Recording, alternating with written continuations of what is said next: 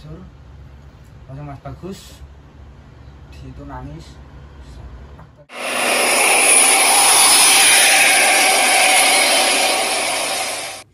Oke Mas Bagus, ini aku mau tanya satu lagi. Lah Mas Bagus kan dulu pernah di Sindoro Satria Mas, Ya. Sudiro Tunggajaya, Mujijaya, dan PO Haryanto.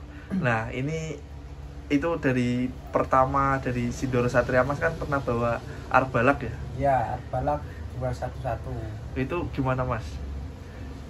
Itu kalau mobil itu ya guys, Mobil. kalau unit 211 Arbalak itu berkesan banget buat Mas Bagus, karena dari nol Mas Bagus nggak bisa apa-apa, nggak bisa tahu mesin, nggak tahu apa, nggak tahu jalan. Itu dari Arbalak 211 Mas Bagus punya ilmu dari situ. Ya itu supirnya Pak Kendar sama Mas Dwi Brebes. Pak Kendar itu orang Pemalang. Nah kalau di STJ ya Mas Wandi tahu sendiri lah, Iguazu. Iya Iguazu. Itu batangan Mas Bagus lah. Iguazu itu berkesan banget juga buat Mas Bagus. Mas Bagus bisa dapat batangan itu juga butuh proses, dan cerita di mobil itu juga banyak banget Mas. Wih. Itu selama 3 tahun di Iguazu banyak lah kita punya cerita pengalaman di Iguazu, waktu Iguazu Laka, waktu Iguazu tenar. Itu kalian taunya cuma tenarnya doang, nggak tahu susahnya, cerita di balik sedihnya kru-kru. Kalau Iguazu yang Mas Bagus sedihin, yang masih teringat banget tentang Iguazu ya kehilangan seorang kernet Mas Bagus sendiri guys. Itu almarhum Wildan, kalau nggak Nagon, itu udah kayak adik sendiri. Sebelum Mas Lintang itu ada Nagon, yaitu Mas Wildan, itu udah kayak adik sendiri. Mas Bagus waktu itu sama Mas Wildan, Mas Wildan terkena penyakit lah, telat makan guys. Waktu itu Mas Bagus yang nganterin pulang, dan ibunya Mas Wildan juga connect sama Mas Bagus, suka juga sama Mas Bagus, chattingan udah kayak anak sendiri dianggap. Waktu almarhum Wildan kerja ya rapi guys, Mas Bagus udah kayak anggap adik sendiri. Setelah almarhum sakit, Mas Bagus yang nganterin ke rumah, dia pulang. Dia gini guys, dia itu tipe pekerja keras kayak Mas Bagus, umur hampir sama Mas Bagus, makanya sedihnya kayak gitu. Dia masih muda, udah terkena mah, dan ibunya sekarang sendirian. Ya kadang masih cerna Bagus. Mas Bagus sekarang udah kayak anaknya sendiri buat ibunya Mas Wildan. Ceritanya dulu dia waktu berangkat dia sakit mah Mas. Sakit mah. Sakit mah, dia kambuh 2 PP, 1 PP itu dia udah lemes, nggak bisa kerja Pak. Terus? Nah, 2 PP kan, 1 PP itu dari timur udah lemes, sampai barat udah lemes. Bilang ke aku, penumpangnya turunin ya, aku nggak enak badan, kepala sakit, muka udah pucet kan. Udah pucet, ke timur udah, aku suruh turun nggak mau kan. Dan kamu libur nggak usah pakai kernet, gak apa-apa, aku keretin ya. Itu punya aku pas Fatin almarhum. Almarhum atau kayaknya Ade kalau nggak salah, Ade. Nah, terus 1 PP ke barat lagi, dia udah pucet, nggak kuat sama sekali tuh. Udah pucet, dia nggak kerja ke barat Mas, tapi dia ikut. Apa sih? Dia kerja. Kernetnya kan ditulis di data Wildan. Tapi dia nggak bekerja. Yang kerja itu Mas Bagus gantiin dia, karena dia udah kayak adik Mas Bagus. Ya udahlah, Mas Bagus yang ngurusin uang jalan, uang setoran, uang penumpang dan lain-lain semuanya Mas Bagus. Tapi dia nggak kuat gerak, udah di kandang macan tidur sakit. Bahkan waktu Mas Bagus nyetir, waktu gantian juga Mas Bagus temenin di tempat tidur. Kenapa aku mau beli obat, udah dibeli obat kan, Sama?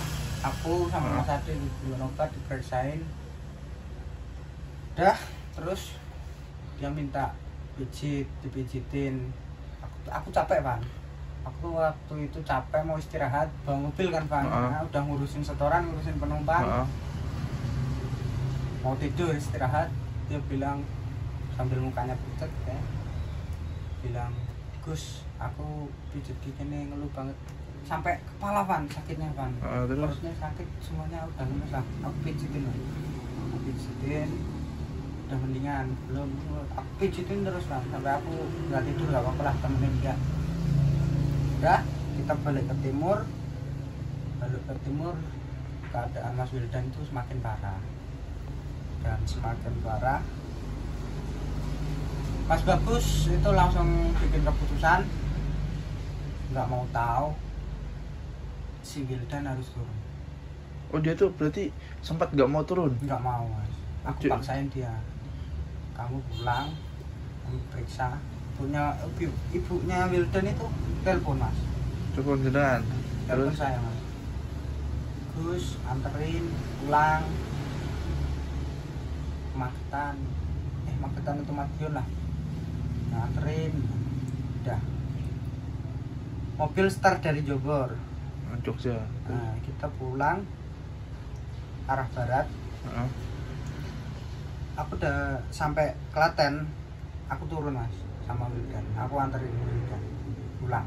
Naik mobil apa ya, bisa apa ya, Eka kalau nggak salah. Numpak Eka itu Nah, aku anterin pulang Mas, aku nggak peduli mau di skors mandor, aku udah telepon juga.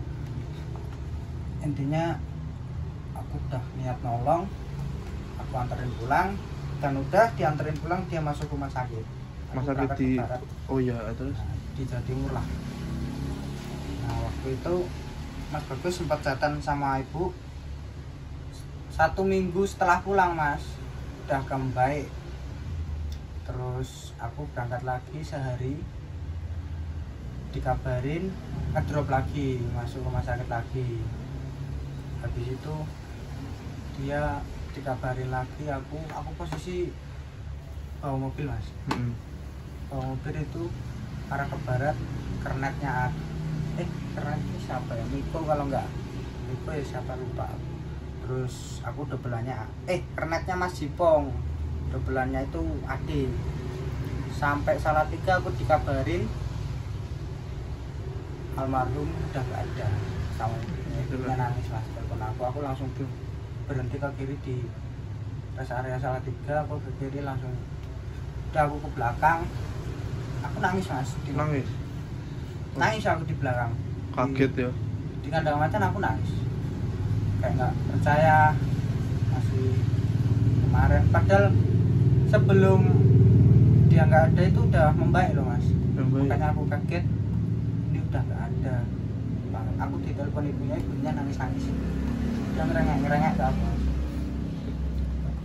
bagus ini Adik bangunin, sambil nangis Mas, pokoknya aku juga ikut menangis. Aku di belakang di kandang makan ikut nangis, sampai rumah makan pun aku nangis Mas, dari Salatiga sampai rumah makan itu posisi lagi dinas Mas Bagus? Iya, dinas kerja, aku nangis di bawah Mas Ade sampai rumah makan aku nangis. Bagus ya, gimana ya, kehilangan kayak temen kita, kehilangan aja sedih kalau kita kayak adik sendiri. Dan sampai rumah makan Mas Bagus bawa lagi mobil, itu dilarang sama Mas Ade karena muka aku udah sedih, nggak fokus, lemes juga ya, lemes, udah mata itu masih bengkak Mas, gara-gara nangis. Itulah nyetir itu kayak masih ada almarhum aja di kernet. Oh gitu. Dulu pernah teman-teman kejadian di Guazu itu Mas Bagus yang ngalamin. Ya mungkin Mas Ade mungkin kalau nonton ini dia tahu. Telolet waktu di tol habis Brebes Pemalang kalau nggak Tegal ya, itu bunyi sekali. Bunyi sendiri tuh? Iya. Set. Mas Bagus nyetir, kiri pegang rokok, telolet kan di sebelah sini, Mas, dashboard kan. Heeh. Itu bunyi 1 kali. Terus aku matiin kan, Mas. Heeh. Lalu nyetir lagi. Mas Ade lagi di Jokernet sama si Miko. Si Miko. Lah kandang macan kosong. Kosong, dia lagi Lagi telepon. Nah, video callan lah. Heeh. Telolet kok bunyi, padahal dia tahu rokok aku di kiri, aku pegang setir kanan, Mas. Heeh. Dia langsung noleh, kayak heran kok nggak mencet tapi kok bunyi. Heeh. Tapi dia diem. Heeh. Nah, udah aku matiin. Aku perasaan aku udah aku ngebatin gini, Mas. Udah kalau mau nemenin. Oh, sampai ngomong gitu. Oh, betul. Tenang sama almarhum. Kalau mau nemenin jangan diganggu. Dan mau nyetir lagi berapa kilo bunyi lagi, Mas. Masa? Nah, telolet bunyi lagi. Adil langsung lihat telolet itu bunyi lagi, nggak aku pencet, dia keluar ke belakang. Kandang macan. Nah, ke belakang. Dia takut. Takut. Lah Mas Miko. Mas Miko, ngapa tuh Gus? Itu di tol sepi loh, Mas. Ngapain aku main telolet, nah? Telolet bunyi sendiri. Telolet di gua kan otomatis, Mas. Satu nada langsung panjangnya aku matiin dong. Nah, dilalui Mas Miko. Kenapa Gus? Apa? Aku udah tahu kalau itu adekku main-main lah, Mas. Nah, udah setelah itu bunyi lagi, Mas, 3 kali. Mas Miko juga keluar ke belakang. Belakang juga. Nah, Itu posisi penumpang full. posisi penumpang hampir full. Hampir full. Hampir full. Berarti awakmu dewe yang ngarep dah. Aku sendiri, Mas. Sendiri? Di depan. Aku cuman berdoa. Mas Bagus mikir gini. Itu almarhum adekku pengen nemenin. Nah, yang bikin Mas Bagus kaget, yang bikin Mas Bagus kaget itu dia duduk di sebelah kiri. Wih. Mas Bagus itu gini ya, udah Mas Bagus itu sengaja matiin langsung otomatis ya. Telolet biar nggak dimainin dia. Udah kalau mau nemenin Mas Bagus ngebatin gitu kan. Udah Mas Bagus nyetir sendiri sampai mana itu kan. Pokoknya tol panjang itu sepilah arah Jogja. Nyetir, Bagus lihat spion kiri. Kaget. Dia di kiri, Mas. Di ujung kiri dia kan sering kalau gue itu kan ada besinya gini buat lendotan gini tidur, dia kayak gitu. Oh gitu tidur. Tapi dia madepnya ke depan gini. Aku kayak astagfirullah. Aku langsung udah nggak apa-apa kalau nemenin. Aku bilang gitu, Mas. Gue sudah nyetir, dapat doa ya. Aku nggak takut, Mas. Cuman kaget. Udah aku lihat lagi, udah nggak ada. Nah, itu almarhum itu Ibu Azu. Terus yang terakhir kan di PO Haryanto. Di Mujijaya deh, nggak Mujijaya Ekstra. Mujijaya yang bikin paling Mas Bagus sedih. Apa itu? Ya itu. Oh iya. Bapak almarhum itu apa ya, guys? Yang bikin Mas Bagus sedih nggak bisa nemenin orang tua waktu sakit. Bapak itu sempat bilang, Gus libur temenin bapak itu sebelum sakit dia itu berangkat sama Mas Bagus, Bang. 2 PP terus dia turun karena dia sakit nggak enak badannya apa gitu kan, waktu kena penyakit apa ya namanya lupa.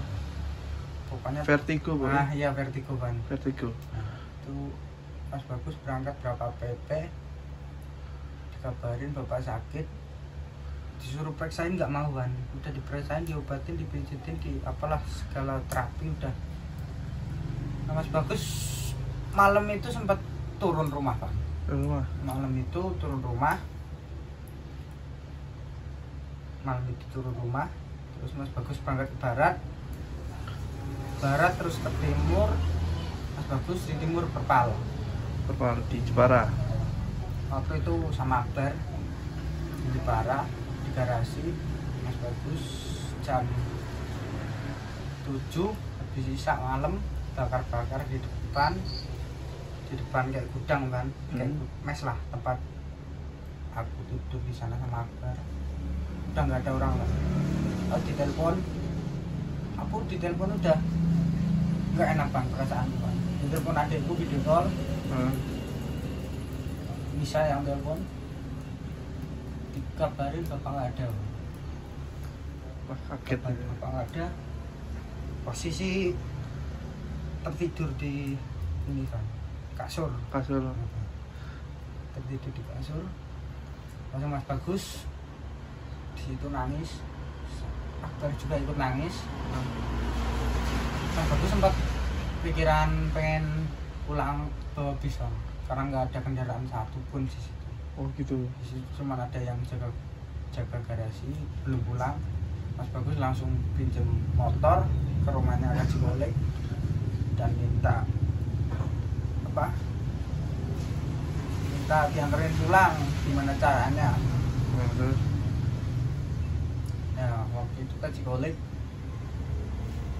Mas Bagus bilangin bapak nggak ada. Haji Golek nyewain mobil, ngasih uang buat almarhum, nyewain mobil, dianterin pulang aku sama sopir rental sampai rumah. Dan lihat bapak nggak ada. Itu kenang-kenangan Mujijaya itu.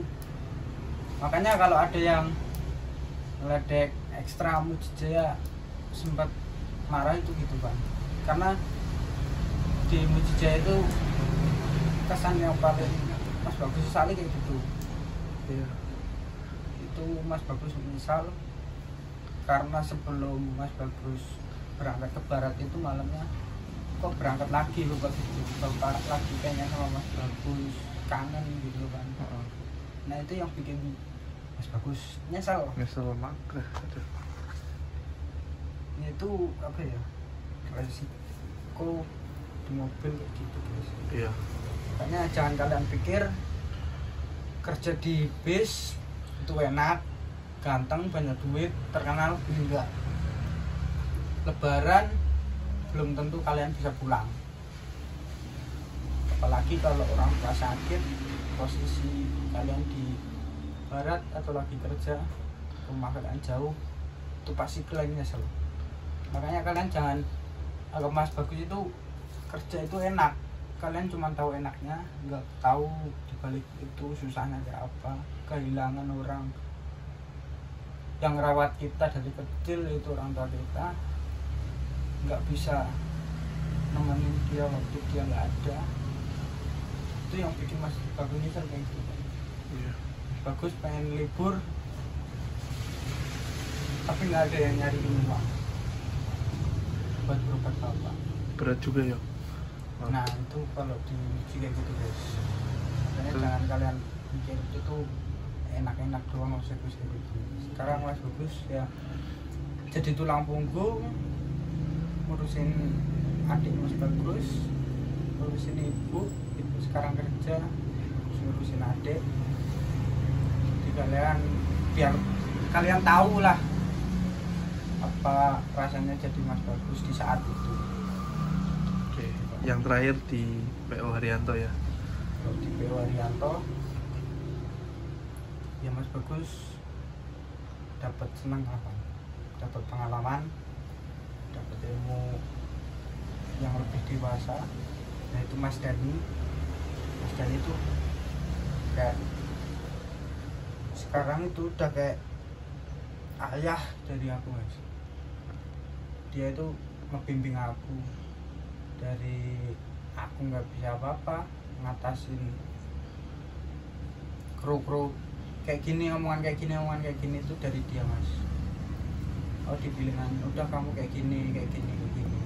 Kalau kamu gini. Wah, intinya dengan apa ya? Intinya kalau di Haryanto itu Bagus bisa dapat keluarga baru. Gak ada sedihnya dan nggak mau ada lagi yang hilang Mas. Begitu. Nggak Buat mau. pelajaran lagi. Udah lah, cukup lah. Cukup. Makanya Mas Bagus pengen mending di rumah aja bisa ngejenguk adik. Iya. Sekarang melihat adik aja udah senang banget lagi. Bener. Apalagi kalau bisa di rumah semua, ibu sama Nisa di rumah sama aku kan, keluarga bisnis kan enak Enak ya. melihat keluarga tiap hari. Iya, benar. Senang. Walaupun kita tiap hari ya kadang ada cekcok dikit kan Ah. itu lumrah kan. Iya. Itu yang bikin kita ntar menyesali kehilangan seseorang itu kan. Oke, ini jadi buat teman-teman semoga ini bermanfaat ya, nggak menganggap apa ya driver bis itu Enak. enak ya, enggak ya. Kerja nggak ada yang enak guys. Ini cuman Mas Bagus bercerita tentang hidup Mas Bagus, kenang-kenangan itu ya itu. Jangan kalian pikir jadi kru itu enak, bisa keren, bisa terkenal, bisa bawa bis, itu semua ada resikonya. Bawa Oke. bis resikonya kalian nabrak, Heeh. kalau nggak cacat mati. Iya benar sih. Oke, semoga bermanfaat buat semuanya. Saya ucapkan terima kasih buat Mas Bagus. Bila taufik wal hidayah. Wassalamualaikum warahmatullahi wabarakatuh. Wah, Mas Bagus tembus nih.